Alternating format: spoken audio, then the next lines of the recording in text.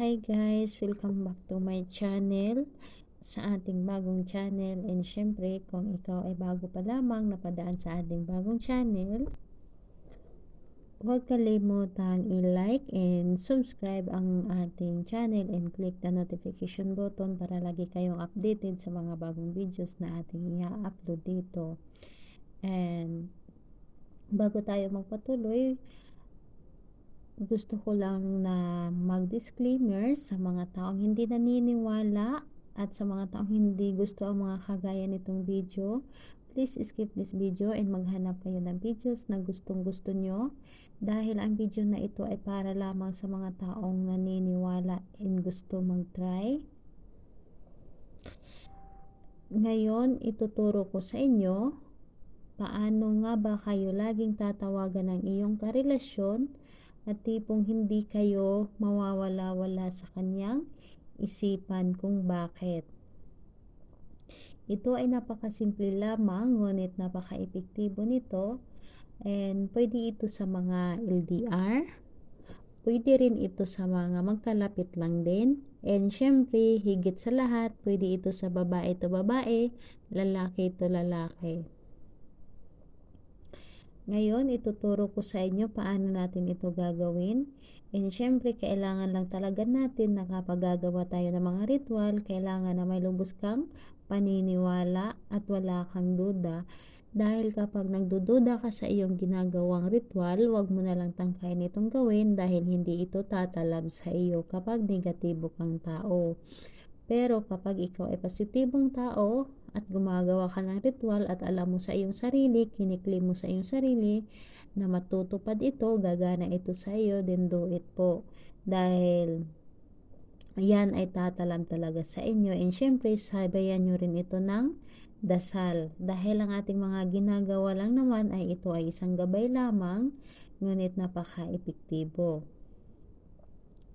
Ngayon, ano-ano nga ba ang ating mga materialis na ating kakailanganin? Kailanganin lang natin ng puting kandila, kahit maliit or malaki yan. And syempre, kailanganin natin ng kandila na hindi pa gamit. Kailangan na bagong kandila. Kailangan din natin ng papel. Syempre, kailangan natin ng ballpen. Kailangan natin ng panulat. At kailangan din natin ng karayom. Kailangan din natin ng iyong buhok na ikaw ang gumagawa. Ngayon, paano nga ba natin ito umpisahan o paano natin ito gagawin para maano tayo? Ang aking ituturo sa inyo ay ito ay lagi kayong tatawagan at lagi kayong hindi kayo mawala-wala sa kanyang isipan, yung tipong kahit saan siya naroroon ay hindi ka mawaglit sa kanyang isipan kahit isang saglit lang o kahit isang segundo lang. Ito ay tipong kahit ano man ang kanyang ginagawa, pero kahit anong busy niya, ngunit hindi ka mawala talaga sa kanyang isipan. Alam, kung hindi ito magtataka ito kung bakit kayo tapos lagi itong kakabahan sa kakaisip sa inyo. Ngayon, ituturo ko sa inyo kung paano natin gagawin.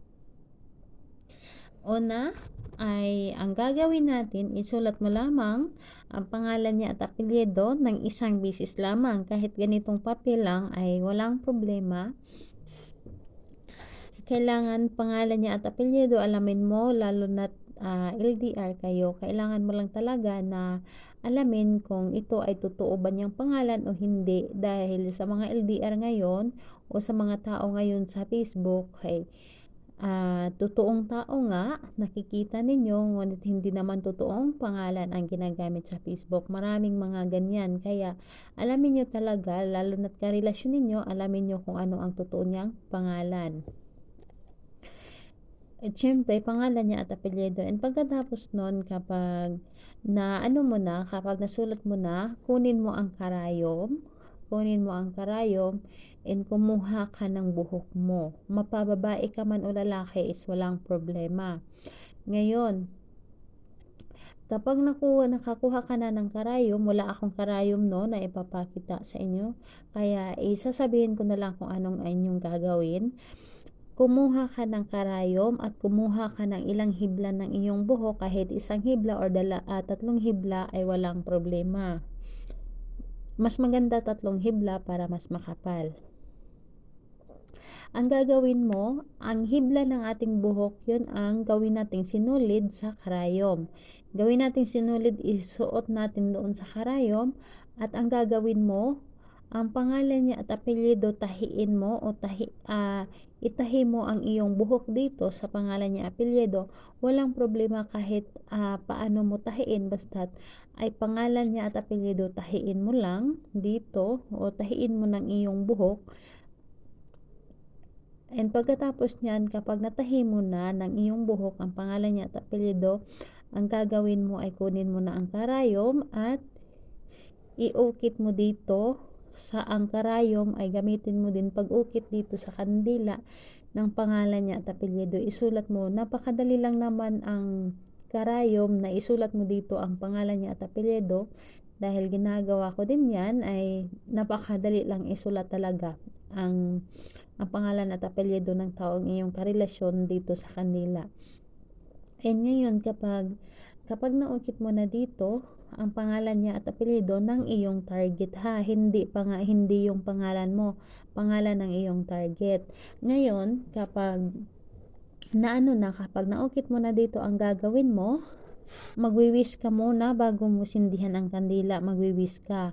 Sabihin mo na sa pamamagitan nito, tulungan mo ako na ang taong ginawan ko nito, ang taong karelasyon ko, banggitin mo ang pangalan at apelyido ng iyong karelasyon, na lagi niya akong tatawagan, hindi ito mapakali hanggat hindi niya ako natatawagan, hindi niya ako nakakausap.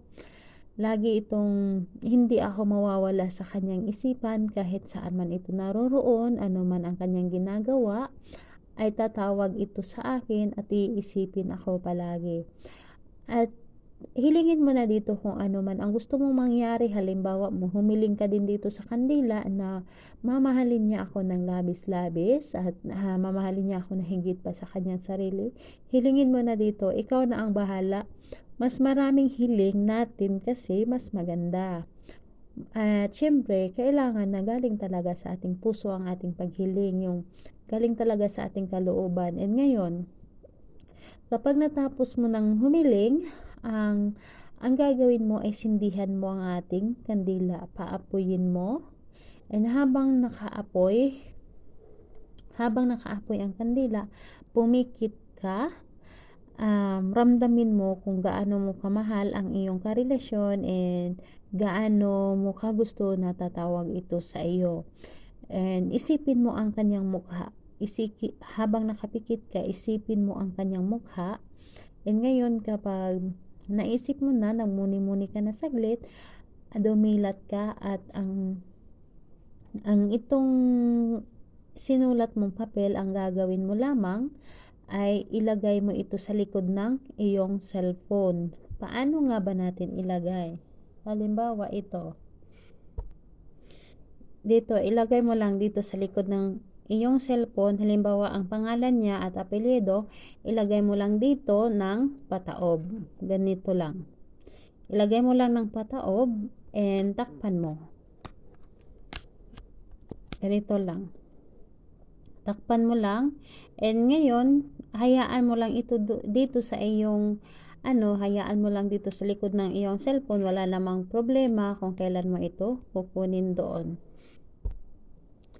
And sana ay makatulong ito sa inyo. And syempre, ang kandila ay kapag medyo natunaw na ang kandila, hindi naman kailangan na mauubos talaga ang kandila para may magamit ka pa sa next na spell na gagawin mo. Ang gagawin mo sa kandila ay i-keep mo lang, patayin mo kung hayaan mo muna ang kandila na nakasindi na kahit 5 minutes para mas maano niya ang energy. And kung magtatanong kayo kung kailan natin ito gagawin natin ito ng Tuesday or Friday, pwede rin sa full moon or new moon, ng kahit anong oras. Walang problema po, basta't galing lang talaga sa iyong puso ang paggawa. And sana ay makatulong ito sa inyo, ang simpleng pamamaraan na ito, lalong-lalo na sa mga LDR na kailangan ng time sa kanyang sa kanilang mga minamahal, makakatulong ito sa inyo. And ayun lamang po, kung may mga katanungan kayo, mag-comment lang kayo sa baba para ma-replyan ko kayo. And bago ako magpaalam, mahirap man tayo o mayaman, may pera man tayo o wala, huwag kalimutan natin na magpasalamat palagi sa ating mahal na Panginoon. Bye bye everyone. God bless us all.